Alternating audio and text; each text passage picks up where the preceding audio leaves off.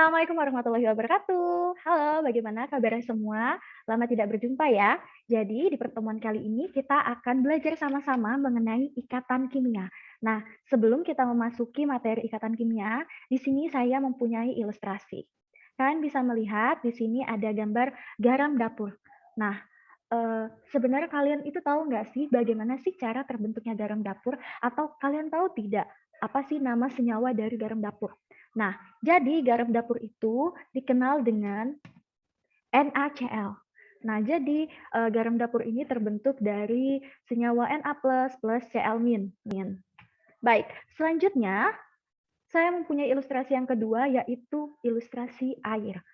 Nah, untuk air ini dia terbentuk dengan cara seperti apa gitu kan? Dia terbentuk dari senyawa apa saja sih? Jadi air sendiri itu dikenal dengan nama H2O. Jadi dia terbentuk dari campuran senyawa H dan O.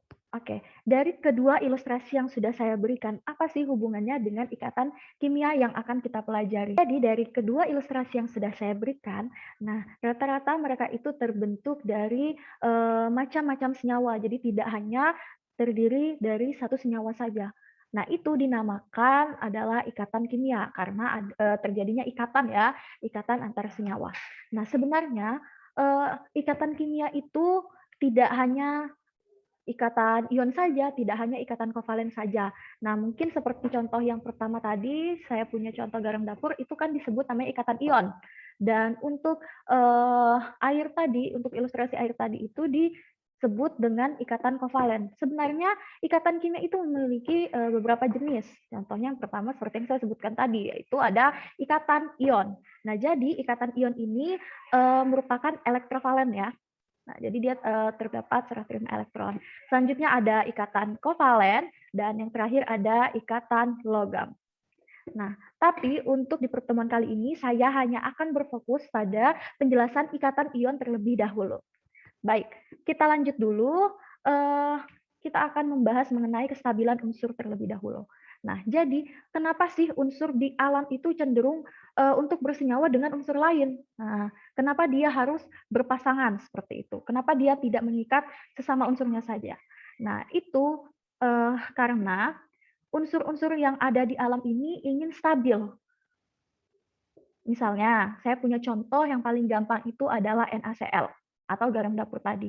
Nah, NaCl apabila kita bagi persenyawanya saja ya. Jadi Na sendiri itu kan adalah natrium ya, dia golongan 1A. Nah, dia itu memiliki sifat yang sangat reaktif.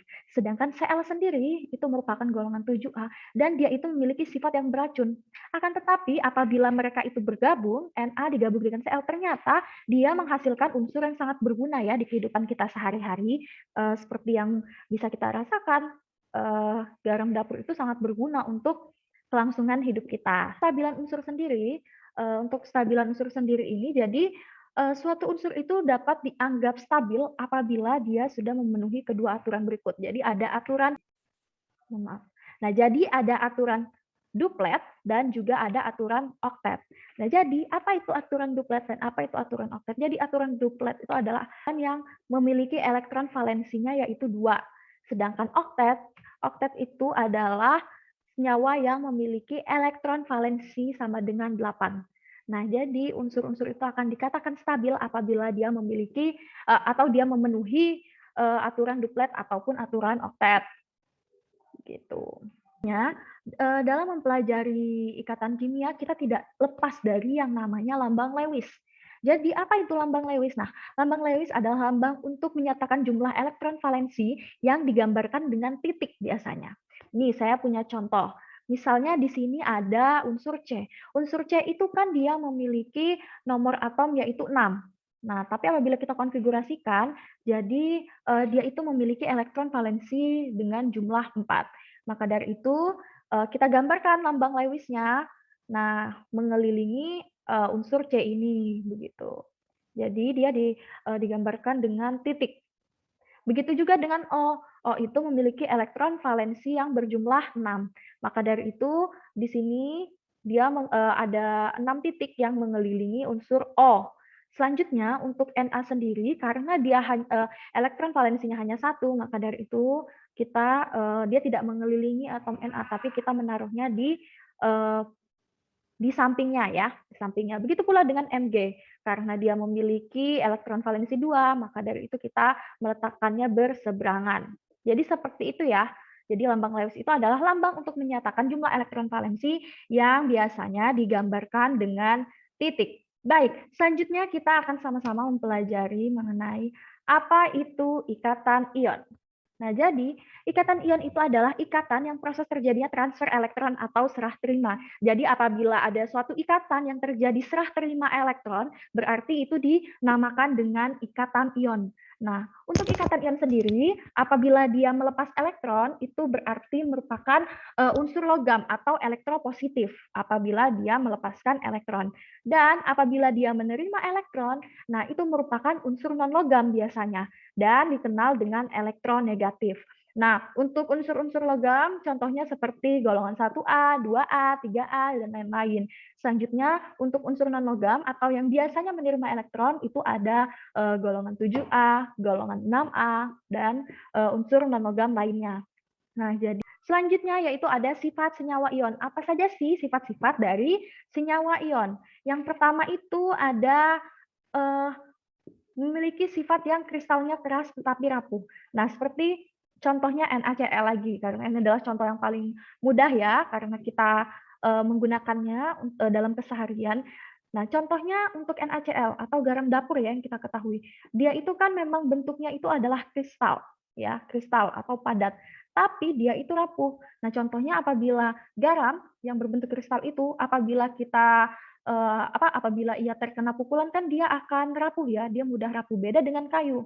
Kayu apabila terkena pukulan dia tidak langsung rapuh seperti itu. Nah, itu makanya kenapa sifat senyawa ion itu dikatakan kristalnya keras tapi rapuh. Selanjutnya yaitu dia mempunyai titik lebur dan titik didih yang tinggi. Itu dikarenakan karena struktur senyawa ion itu yang kristal. Nah, makanya dia mempunyai titik lebur dan titik didih yang tinggi. Selanjutnya yaitu senyawa ion ini mudah larut di dalam air. Nah, kita kembali pada contoh NaCl. Nah, NaCl apabila kita larutkan di dalam air kan atau garam dapur ya, apabila kita larutkan dalam air kan dia uh, mudah mudah untuk larutnya seperti itu. Selanjutnya itu dapat menghantarkan arus listrik. Nah, saya kembali pada contoh NaCl. Jadi kalau NaCl itu kan apabila dia padatan dia memang tidak bisa menghantarkan listrik. Tapi apabila kita memasukkan garam dapur itu ke dalam air, nah dia itu dapat menghantarkan listrik atau larutan NaCl itu dia dapat menghantarkan arus listrik. Selanjutnya yang terakhir itu adalah senyawa ion berwujud padat pada suhu kamar. Ya, dikarenakan senyawa ion. Dan yang terakhir yaitu senyawa ion berwujud padat pada suhu kamar. Ya, seperti yang kita gunakan pada sehari-hari ya, garam dapur itu kan memang dia memiliki wujud yang padat pada suhu ruang ya, pada suhu ruang. Tapi apabila dia berada pada suhu yang tinggi, pasti dia akan meleleh seperti itu. Itu adalah sifat dari senyawa ion. Nah, mungkin itu saja ya sih. Terima kasih kepada kalian yang sudah memperhatikan video ini.